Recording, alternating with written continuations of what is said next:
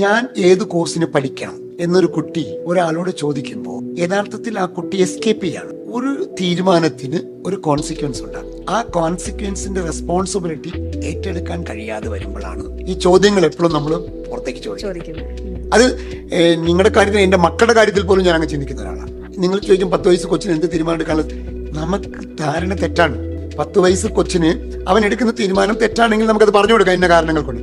ഇവിടെ 25 വയസ്സായ മകനോടോ മകളോടോ പോലെ ആരെ കല്യാണം കഴിപ്പിക്കുന്ന അഭിപ്രായം ചോദിക്കില്ല. എന്ത് ട്രാജഡിയാണെന്ന് വിചാരിക്കും. ഞാനും ഇല്ല. 25ാമത്തെ വയസ്സിൽ നീ ഇവളെ കെട്ടിക്കോ, നീ ഇവനെ കെട്ടിക്കോ എന്ന് ഈ അച്ഛനമ്മ പറയുന്നു. അടുത്ത പിന്നീടുള്ള ഒരു 50 or 60 കൊല്ലം ഇയാളുടെ കൂടെ ജീവിക്കേണ്ടതാണ്. അപ്പൊ നമ്മൾ സ്വാഭാവികമായിട്ട് തിരിച്ചൊരു ചോദ്യം ചോദിച്ചേക്കാം. ഒരു 45 വയസ്സായ പേരൻസിനില്ലാത്ത ഒരു എക്സ്പീരിയൻസ് ഈ കൊച്ചിനില്ലല്ലോ എന്ന് ചോദിച്ചാൽ ഈ തീരുമാനത്തിന്റെ കോൺസിക്വൻസ് എല്ലാം അവരെ പറഞ്ഞ് മനസ്സിലാക്കി കൊടുക്കണം. പക്ഷേ തീരുമാനം അവരുടെ ആയിരിക്കണം.